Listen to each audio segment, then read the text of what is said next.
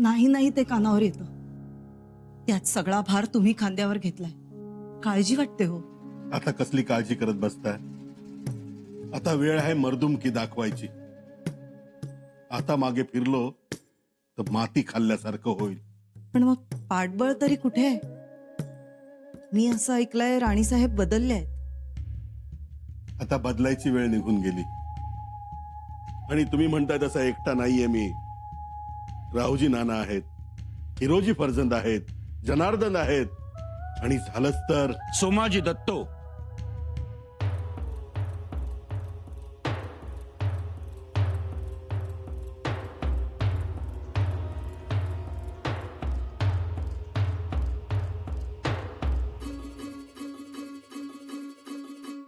सोमाजी.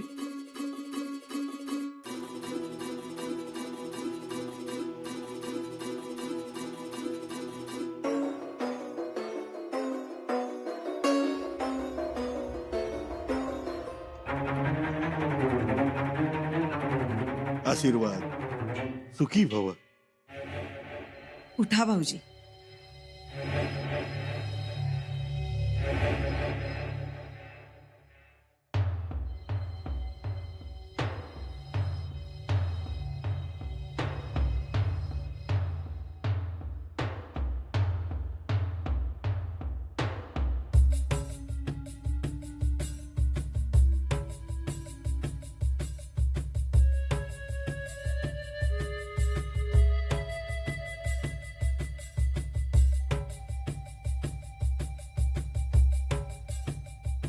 बरं झालं तू आलास. वाटच बघत होतो. अहो बघताय काय? गुळपाणी घ्या, जेवणाचं बघा. कधी निघाला असेल, वाटेत काय खाल्लं असेल नसेल. भूक लागली असेल सोमाजीला. तुम्हा दोघांना बघूनच पोट भरलं.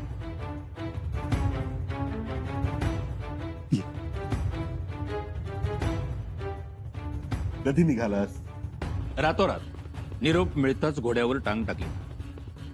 म्हणलं दादा तिकडे एकाकी पडला असेल, लक्ष्मणाने इथे थांबून उपयोगाचं नाही. निघालो. बरं झालं, आधार मिळाला. इथल्या घडामोडी कळल्या असतील सगळ्या. होय, इत्यंभूत. मी जरी डिचोली गावात राहत असलो तरी रायगडावर मात्र माझी नजर अगदी कावळ्यासारखी होती. शाबास. भाऊजी बसा तुम्ही, मी गुळ पाणी आणते. नको वहिनी, मी सकाळी चालोय. पाचाड रायगवाडी फिरलो, ओळखीची माणसं भेटली. आमचं काय, मी शेरडा करडासारखा मिळेल तो पाला खातो, अगदी लाजत नाही, बिनधास्त. शेवटी आमचे गुरु कोण? दादासाहेब. तुम्ही असा करा मग, जेवणाचं बघा. सोमाजीला आवडतं ते. मला वहिनीच्या हातची फणस पोळी. बरोबर. सकाळी आलास, मग आता वाड्यात एवढ्या उशिरा? लागवड करून आलोय रायगडाच्या पायथ्याशी. लागवड? लागवड म्हणजे सांगतो की सवडीनं. घाई काय, पण पहिली वहिनीच्या हातची फणस पोळी. अजून आहे तसाच आहेस. शेवटी गुरु कोण?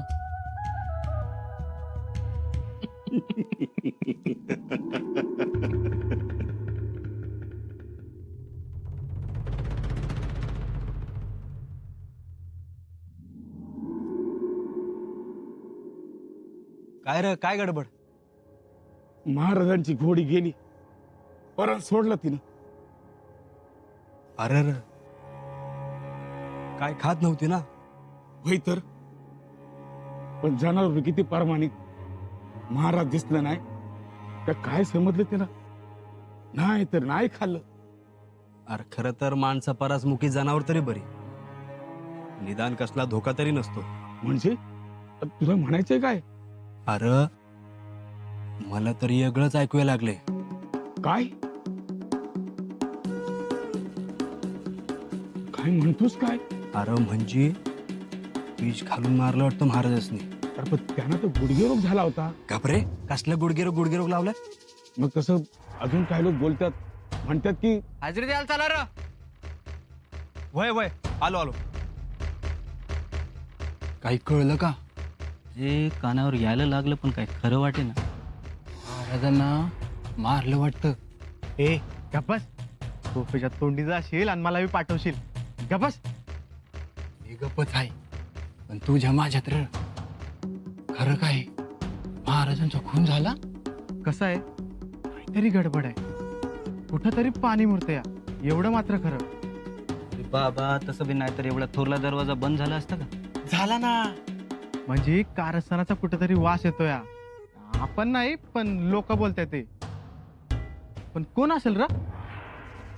अरे चला, शामदानं नीट करा आणि मशालीचा चुंबळा नीट तेलात भिजवून ठेवा.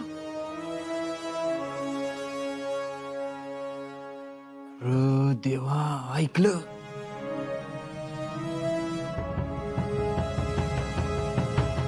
होय, आता तरी गप्पस.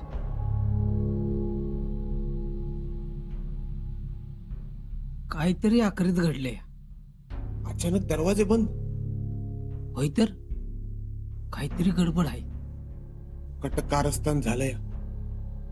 होय, मला बी असंच वाटते. अचानक महाराज गेलं. काहीतरी कारस्थान आहे या माग. कुठेतरी पाणी मुरतंय. होय. ऐका सुरनीस, हा हट्ट सोडून द्या आता. एक वेळ रायगड सोडेन मी, पण हा हट्ट सोडणार नाही. पंत, सुरनीस आहात. सत्याला धर्माला धरून बोला. म्हणजे अधर्म बोलतोय आम्ही? अधर्मच तर काय. अधर्म आम्हाला सांगताय पंत? स्वतः गोड गोड बोलून महाराजांकडून वंश परंपरागत चिट्टीसी पदरात पाडून घेतली आणि आम्हाला शिकवताय. तो महाराजांचा निर्णय होता, त्यात बोलू नका. कसं बोलू नका? आता हातपाय थकल्यानंतर आपलं पुढे काय राहील? सुरनीसी आमच्या घरात का हेरातील पेशवे? काय हिरोजीराव? तुमचं बरोबर आहे अनाज पंत, पण त्यात शंभूराजे शीघ्र कोपी. असतील शीघ्रगोपी, पण आता त्यांना डावलता येणार नाही. हो पंत, तुम्ही मला नका सांगू. ऐकलं का? मी महाराजांच्या जागी झोपलो होतो आग्र्याला. तुमची झाली असते का हिंमत? अहो, ते वेगळं, हे वेगळं. धर्मानुसार शंभू राजांना बोलवलंच पाहिजे. हो, आणि आता आम्ही थांबणार नाही, कारण पेशवा म्हणून पुढच्या गोष्टी आम्हाला कठीण वाटू लागल्या. पंत,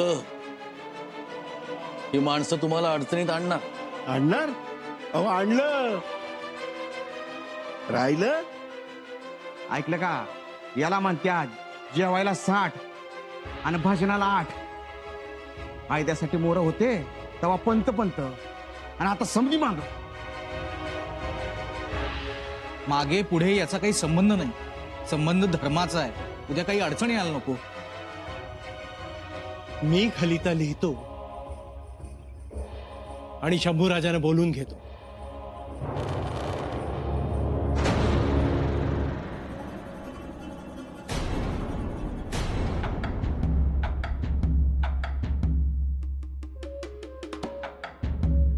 सोमाजी दत्तो.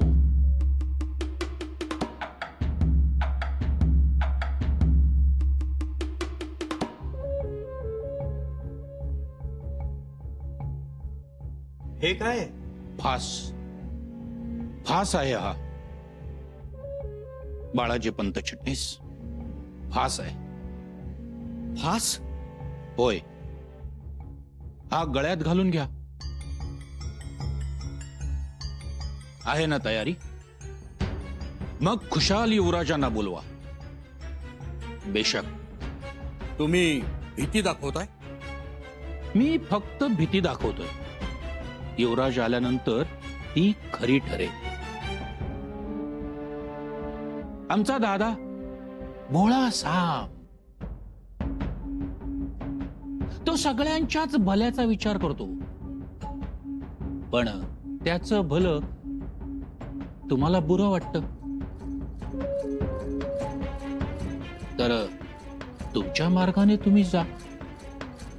चिटणीस लिहा पत्र. लिहा, पण आधी एक गोष्ट ऐकून घ्या. ऐकून लिहा. तर तुम्हासारखेच 3 जिवलग मित्र होते. गुरुकुलात आपला अभ्यासक्रम संपवून घराकडे परतीच्या वाटेला चालले होते. वाटेत त्यांना एक घनदाट अरण्य लागलं. अरण्यातून चालता चालता त्यांच्या समोर अचानक हाडांचा ढिगारा दिसला. त्यातील एक जण म्हणाला, मला हाडांपासून सापळा करण्याची विद्या अवगत आहे. दोघांनी सांगितलं, बनव. त्या विद्यार्थ्याने आपलं कसब पणाला लावून त्या हाडांपासून सापळा तयार केला. मग त्यातील दुसऱ्याने त्या सापळ्यावर मांस चढवलं आणि कातडीही. आता तयार झाला सिंह. त्या सिंहाचा पुतळा बघून तिसरा तर म्हणाला, मला तर संजीवनी विद्या अवगत आहे. कधी एकदा ह्या पुतळ्यात प्राण फुंकतोय असं झालंय. आणि त्यांनी त्या पुतळ्यात प्राण फुंकले आणि सिंह जिवंत झाला. त्याने आपला धर्म पाळला. त्याने तिघांना खाऊन टाकलं.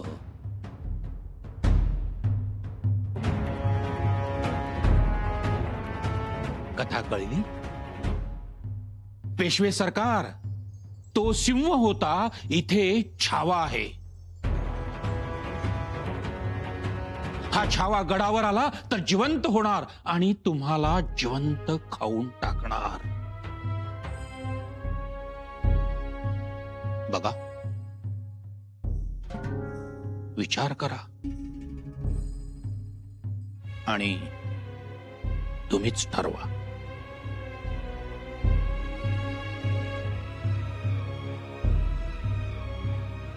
आम्हाला थोडा विचार करायला हवा. म्हणजे असं काही होऊ शकतं? खात्रीनं छावा चवताळलाय, संतापलाय. त्यात तुम्ही त्यांना कळवलं नाहीत, कलिताही लिहिला नाहीत. चिटणीस, तुम्ही अशा वेळेस काय झोपा काढत होतात असा सवाल होऊ शकतो.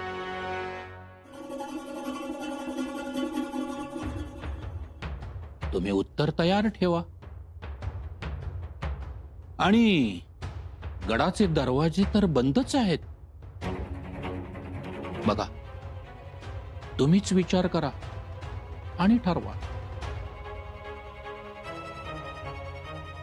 एक लक्षात असू द्या, तुमची खुशी हाच माझा सौदा.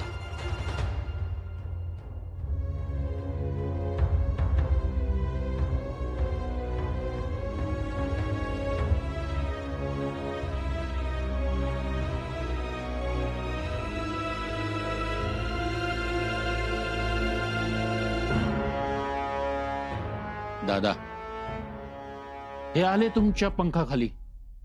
यांची चिंता सोडा. हे आले, पण महाराणी साहेब, त्यांचा सतत आग्रह असतो, शंभू राजांना बोलवा, शंभू राजांना बोलवा. त्या गप्प बसल्या पाहिजेत. बसतील, नक्की बसतील.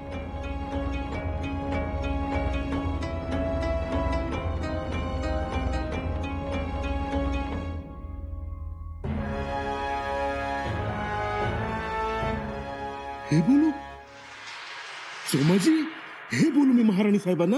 बोलावंच लागेल, तरच दान आपल्या मनाप्रमाणे पडेल. तुमची खुशी हाच माझा सौदा.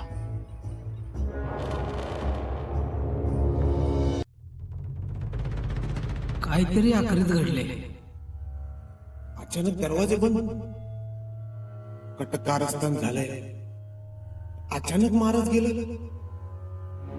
तर तरी पाणी मुरते. मुद्रा महाराणी साहेब, बोलावलं आपण? जी, ही काय कुजबूज सुरू आहे? मी समजलो नाही. कारस्थान, दरवाजा बंद, काहीतरी आक्रीत घडलंय अशी लोकांमध्ये दबक्या आवाजात चर्चा सुरू आहे. महालाचे कोनाडे धरून लोक कुजबुजतायत. पण कसली कुजबूज? नीट काही ऐकू येत नाही आम्हाला, पण लोकांच्या नजरा विस्फारलेल्या, कडावर काहीतरी आक्रीत घडल्यासारख्या. आमच्या समोर विषय बदलतात किंवा मग वारेपांग होते. हो, लोकांनी धसका घेतलाय गडावरच्या. पण कारस्थान झालंय. शिवाय महाराणी साहेब, एक विनंती आहे आपल्याला. एक किल्लेदार म्हणून सांगतो की या अशा गोष्टींकडे आपण दुर्लक्ष करा. आणि तो सदरेवर असणारा सेवक म्हणे कुठेतरी पाणी मुरतंय. म्हणजे कसं आहे महाराणी साहेब की महाराजांनंतर आपण गडाचा दरवाजा बंदच ठेवलाय ना, त्यामुळे माणसांना जरा संशय येतोय. म्हणून मी असं म्हणत होतो की निदान दिंडी दरवाजा तरी आपण उघडूयात. अहो मग उघडा, पण मग जबाबदारी कोण घेणार? आज गडावर बोललेल्या गोष्टी गड उतार झाल्या की पराचा कावळा होणार. त्याचं काय? हो, पण जो जो दरवाजा उघडणार नाही तो लोकांची जीभ सैल सुटत राहणार. म्हणून मी असं म्हणतो की आपणच अशी खबर पसरवावी की सुरक्षिततेसाठी दरवाजा बंद होता म्हणून. त्यापेक्षा शंभूराजेंना लवकरात लवकर बोलावून घ्या. शंभूराजेंना? हो, खलिता पाठवला का त्यांना? हो हो, काळजी नसावी. अहो, अनाजी पंतांचं काम चोख असतं. ते आले की आमची काळजी मिटली म्हणायची. त्या बाबतीत आपण निर्धास्त असावं. ठीक, या तुम्ही. जी.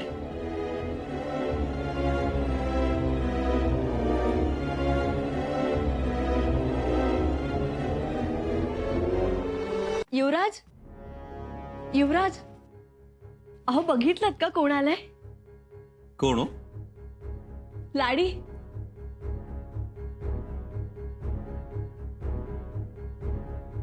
आता आमची काळजी मिटली. बहिर्जी काकांनी लाडीवर जबाबदारी सोपवून ते स्वतः औरंगजेबाच्या खबरा काढण्यासाठी दिल्लीला रवाना झाले. अगं बाई, म्हणजे बढती मिळालेली दिसतीये. मग कामच तसं आहे तिचं. ऊन वारा पाऊस दऱ्याखोऱ्या गनीम कशाची फिकीर करत नाही. मोसेखोऱ्यातली वाघीण आहे वाघीण. एकदा खबर काढायची म्हटलं की खबर काढणारच. पर युवराज, रायगडा मोहरम या हात टेकले. म्हणजे रायगडावरनं कोणती बी खबर खाली येत नाही. गडावरचे दरवाजे बी बंद केले आहेत. तू वर गेली नाहीस, तुला कोण अटकाव करणार? गडाचे दरवाजेच नाही, पर आडवाटा बी बंद केले आहेत. काही ना काहीतरी गडबड जरूर आहे. अगं बाई, आता हो युवराज, आबासाहेब आजारी आहेत जणू. नाही, नका चिंता करू. मागे सुद्धा अशीच खबर आली होती. तेव्हा तुम्ही म्हणालात अफवा असेल. मातोश्रींचा खलिता आल्याशिवाय कोणावरच विश्वास ठेवू नका.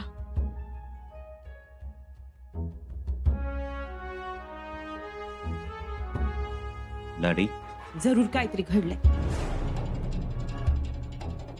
हेरांना बी चित दरवाजाच्या पायरीला हात लावू देत नाहीत. म्हणजे आम्हाला जातीनं यात लक्ष घालावं लागणार.